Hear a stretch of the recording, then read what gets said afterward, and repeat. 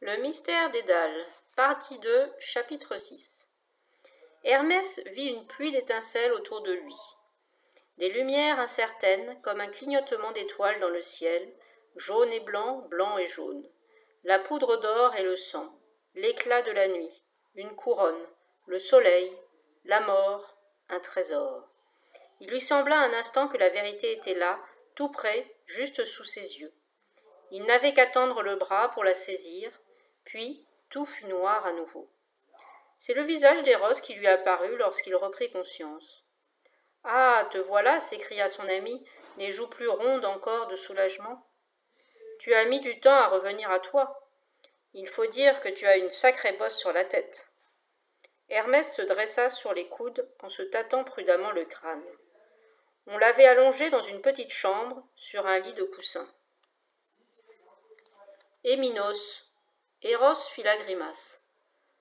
Mort, et d'après ce qu'on m'a rapporté, il ne devait pas être bien beau à voir. Personne n'a donc réussi à vaincre le Minotaure. J'aurais dû intervenir plus tôt, me fier à mon intuition, et alerter Minos. Mais tout est allé si vite, qu'est devenue la statue? Selon les gardes que j'ai interrogés, elle s'est détruite elle-même après avoir enfoncé ses cornes dans le ventre de Minos. Elle s'est aussitôt disloquée et réduite en poussière. En somme, elle a cessé de vivre dès que sa mission a pris fin. Eros leva les yeux au ciel. Une statue vivante?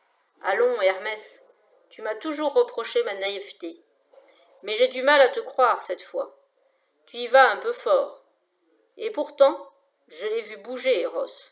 J'ai entendu craquer ses membres de marbre, sa poitrine se soulevait, son cœur battait, et son souffle sortait une haleine animale sauvage comme pétrie par la mort. Non, tout ceci n'a rien d'une plaisanterie, et nous n'avons pas rêvé. Alors c'est un dieu. Sans doute qui a fait cela? On m'a parlé d'Héphaïstos. Est-ce lui vraiment qui a envoyé la statue? Non, évidemment, Héphaïstos n'est pas un sculpteur, le véritable expéditeur qui a voulu brouiller les pistes, et il savait surtout qu'au nom d'Héphaïstos, les portes du palais s'ouvriraient plus facilement. Hermès se mit debout, et les élancements de son crâne devinrent plus douloureux. Et les marins, que sont-ils devenus? Pasiphae a ordonné leur arrestation. On est allé au port pour arrêter aussi leur capitaine. Si le vrai Minotaure avait été encore vivant, je crois qu'on les aurait déjà jetés dans le labyrinthe. Les a-t-on questionnés? Ils ne se sont pas fait prier pour dire le peu qu'ils savaient, paraît-il. Ils viennent de Sicile, où ils ont embarqué la statue il y a un mois, avec mission de la remettre à Minos et de n'en jamais défaire la chaîne avant d'arriver à Knossos. Seul le capitaine en a rencontré le commanditaire, un homme secret, caché sous un voile, et qui a refusé de dire son nom. Il a très bien payé, cela a suffi, semble-t-il, à calmer la curiosité des marins. L'œil d'Hermès pétilla de malice. Et tu ne vois vraiment pas qui était ce mystérieux expéditeur, Eros? Tu le sais, toi? Bien sûr, la statue était très semblable au Minotaure que j'ai vu gravé sur la porte du temple à Cume. Les yeux d'Eros s'embrumèrent davantage. Attends, tu veux dire que c'est Dédale qui aurait? Mais qui d'autre? Rappelle-toi ce qu'Apollon m'a dit ce matin. Les techniques dangereuses que Dédale a développées à Eryx, les limites qu'il a réussi à dépasser, donner vie à la pierre, façonner des statues si criantes de vérité qu'elles pouvaient prendre vie et répondre à ses ordres. Voilà le miracle auquel il est parvenu. Eros secoua lentement la tête, l'air encore incrédule. Il l'aurait donc envoyé d'Eryx avant de partir en Afrique? Mais pourquoi vouloir tuer Minos? Les deux hommes ne s'étaient pas vus depuis 10 ans. Hermès massa délicatement la bosse sur son crâne. C'est une vieille histoire, en effet. La vengeance a parfois besoin de temps. Je n'y comprends rien, moi. Eros songea avec nostalgie à ses lauriers d'Eryx, les allusions de son ami le contrariaient autant qu'un jeu dont on ne comprend pas les règles. Et l'envie le prenait de rentrer chez lui, de reprendre les siestes auxquelles il avait renoncé. « Ne t'inquiète pas, répondit Hermès en se dirigeant vers la porte. Pasiphae va tout nous expliquer.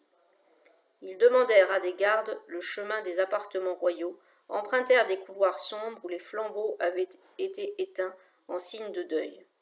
Les serviteurs les regardaient passer d'un air hébété, encore bouleversés par le choc qui avait ébranlé Knossos, et le silence pesait sur le palais comme une main serrée. Dans la salle du trône, le seul flambeau qui brûlait encore près du trône vide allongeait les ombres au ras du mur. Tout avait été nettoyé, les débris du toit, le corps de Minos et ceux des soldats, les traces de sang. On n'avait rien laissé du passage du Minotaure qu'un tas de gravier auquel personne n'avait osé toucher. Les restes émiettés de la statue. Un voile noir recouvrait le trône. Qui en hériterait? Qu'allait devenir cette longue dynastie de rois trop fiers à laquelle la mort de Minos avait mis fin? Hermès demanda à son ami ce qu'il avait appris sous l'Etna.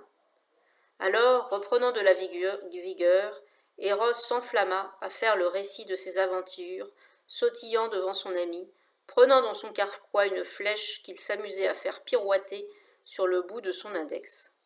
Il raconta dans le moindre détail sa querelle avec Héphaïstos, plissa l'œil droit, grogna en avançant la mâchoire inférieure, roula des épaules aussi haut qu'il le put, passant une main sur le bois d'une torche éteinte. Il s'étala du noir de fumée sur les joues, et l'imitation de son beau-père fut si réussie qu'Hermès éclata de rire. « Je l'ai échappé belle, crois-moi, et j'y ai même laissé quelques plumes, sans compter cette tache de cambouis sur mon aile droite. Oh, ce n'est pas grave. Bien sûr, mais il le paiera. Un jour, avec la flèche que je lui décocherai, je le ferai tomber amoureux d'une vieille chèvre. Ça le changera de maman, tiens. » Une vieille crétoise postée devant une porte leur intima sèchement le silence. Hermès se força à retrouver son sérieux, fit signe à son ami de baisser la voix, et le silence lugubre des couloirs leur donna à nouveau sur les épaules. La vieille femme, sans doute la nourrice de la famille, pinça les lèvres et les laissa entrer en détournant les yeux. Pasiphaë était assise sur son lit, seule dans la pénombre. « Que voulez-vous » demanda-t-elle fièrement en se levant. « Ignorez-vous le deuil qui frappe ce palais ?» Sa voix était faible, cassée par les sanglots, mais elle essayait de n'en rien montrer. Et la flamme d'orgueil qui brûlait dans ses yeux ne s'éteignit pas, même quand elle reconnut les dieux qui lui rendaient visite. Il fallait entraver sa colère. « Nous t'apportons de bonnes nouvelles, dit Hermès avec douceur, des nouvelles de ton fils. » La reine porta les mains à son cou. « Sotérios, mais comment est-il vivant ?»« Il l'est, je l'ai vu ce matin même. »« Es-tu certain que c'était bien lui ?» Il avait en main ce beau poignard incrusté d'ivoire. Je suis désolé de te le rapporter dans cet état. Pasiphaë prit le couteau brisé qu'Hermès lui tendait, et elle se laissa tomber sur le lit. Son père le lui a offert autrefois pour ses 10 ans, chuchota-t-elle. Il ne s'en est jamais séparé depuis. M'assures-tu qu'il est en bonne santé, Hermès? Où l'as-tu trouvé? Tout au bout de l'Afrique, il cherchait encore ce qu'il a promis un jour de vous rapporter. De quoi parles-tu? Répliqua Pasiphaë, horrifiée. Comment pourrais-tu savoir? Délicatement, Hermès posa une main sur l'épaule de la reine. Il n'est plus temps de protéger ton mari, Pasiphaë. Minos est mort des secrets qu'il a fait peser sur cette île pendant son règne. Il faut que ces secrets tombent une fois pour toutes. Quelque chose vacilla dans les yeux sauvages de la reine. Laisse-moi parler, continua Hermès. Laisse-moi raconter cette longue amitié qui s'est si mal terminée entre Minos et Dédale. Cet orgueil qu'ils avaient tous deux en partage et qui les a séparés. Va, Hermès, je n'en peux plus de ressasser cette histoire. Je veux bien te la laisser. Eros s'installa en tailleur, contre un mur, les mains sous le menton, prêt à écouter. Tous deux se sont longtemps admirés, l'artiste et le roi, le pouvoir et les arts. Leur intérêt ne pouvait mieux correspondre et se servir. Mais le secret qui scellait leur amitié pesait tellement lourd. Pendant des années, Dédale a gardé le silence, entretenant le mensonge de Minos, ravalant ses scrupules, et un jour l'imposture lui est devenue intolérable. Mais quel secret demanda Eros. Le labyrinthe qu'il a construit n'était qu'une coquille vide, une prison de façade. Le Minotaure n'existait pas, et il le savait depuis le début. Eros poussa un cri de surprise, et Pasiphae, pleurant en silence, se cacha la tête dans ses mains. J'ai honte, Hermès, tellement honte d'avoir gardé le silence. Quand il est revenu victorieux de la guerre contre Athènes, mon mari m'a parlé de cette idée insensée qui lui permettait de contrôler ses ennemis. J'étais horrifiée, mais je n'ai rien fait, et je n'ai jamais eu le cran de parler. Dédale a eu plus de courage que moi. Il avait conservé, je crois, un vrai attachement à sa patrie. C'est sans doute pourquoi il a décidé de sauver Thésée. Sans lui révéler la vérité, il a convaincu Ariane qu'il était temps de mettre un terme à la barbarie de son père, et il lui a conseillé de donner à Thésée cette pelote de fil. Lui seul aurait pu avoir cette idée géniale, l'unique solution au piège de son labyrinthe. Et ensuite, s'impatienta Eros, je ne vois pas le rapport avec Sotérios, moi. Pour punir Dédale, Minos l'a enfermé avec son fils Icare dans son propre labyrinthe, et tous deux ont fui avec des ailes artificielles.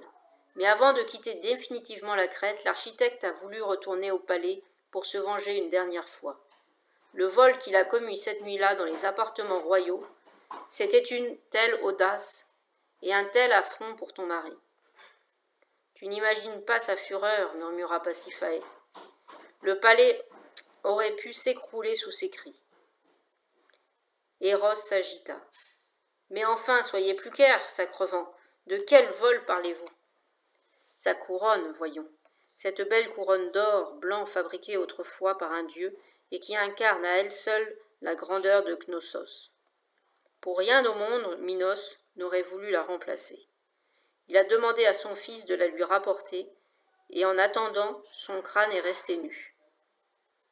15 ans, dit Pasiphae. Sotérios n'avait pas 15 ans quand il est parti, et il a promis de ne pas revenir dans cette maudite couronne. Il a retrouvé Dédale à Cume, puis en Sicile, l'obligeant chaque fois à reprendre la fuite, à chercher toujours plus loin un endroit où se faire oublier. Dédale craignait pour sa vie, et peut-être avait-il raison. Qui sait si Minos n'a pas demandé à Sotérios de lui rapporter aussi sa tête. Pasiphae se redressa. Mais à présent, il peut rentrer, n'est-ce pas? Qu'importe s'il n'a pas récupéré cette horrible couronne. Je le relèverai de ses engagements, et il s'en forgera une autre avant de monter sur le trône. Il faut tout changer, donner au royaume un nouveau départ. Hermès se rappela les yeux égarés de Sotérios, l'accent crétois qu'il avait fini par oublier, le désespoir qui le brûlait et l'emportait. Non, ce ne serait pas si simple de revenir dans cette île dont il avait perdu beaucoup. Mais il se tut. Il ne voulait pas contrarier l'espoir de la reine. Il me reste une question à te poser, Pasiphae. Un dernier secret à lever et qui éclairera peut-être les mystères sur lesquels j'enquête. On m'a parlé d'une jeune fille morte, ici, à l'époque où Dédale travaillait pour ton mari. Une certaine Assyria. Le prénom n'est pas si commun. Peut-être la connaissais-tu. Comment pourrais-je ne pas la connaître? Elle était la femme de Dédale. Fin du chapitre 6, partie 2, et fin de la partie 2 du mystère de Dédale.